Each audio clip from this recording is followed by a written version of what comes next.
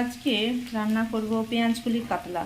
তার জন্য কাতলা মাছগুলো নুন হলুদ দিয়ে ভেজে নিয়েছি। এখানে হচ্ছে পেঁয়াজকলিগুলো একটু নুন দিয়ে ভেজে নিয়েছি। এখানে কড়াই সর্ষের তেল দিয়ে কালো জিরে ফোড়ন দিয়েছিলাম। তারপরে এতে পেঁয়াজ কুচি আর লঙ্কা কুচি দিয়ে পেঁয়াজটা ভালো করে ভেজে নিচ্ছি।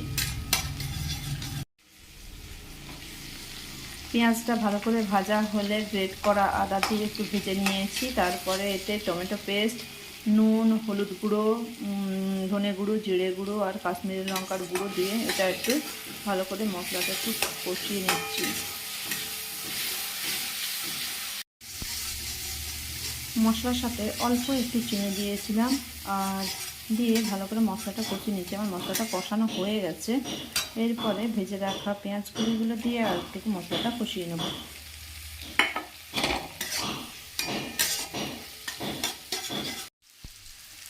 পেঁয়াজগুলো দিয়ে ভালো করে কষানো হয়ে গেছে। এরপরে অল্প জল দিয়ে এটা একটু ফুটতে দিয়ে দেবো।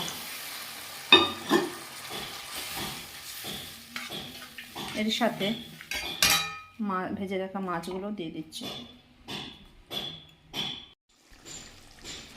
ঝোলটা কমে একদম মাখো মাখো হয়ে এসছে। এই সময় একটু ধনেপাতা ছড়িয়ে দিচ্ছি। এটা মিশিয়ে নেব। মিশিয়ে নিয়ে এটা নামিয়ে দেবো।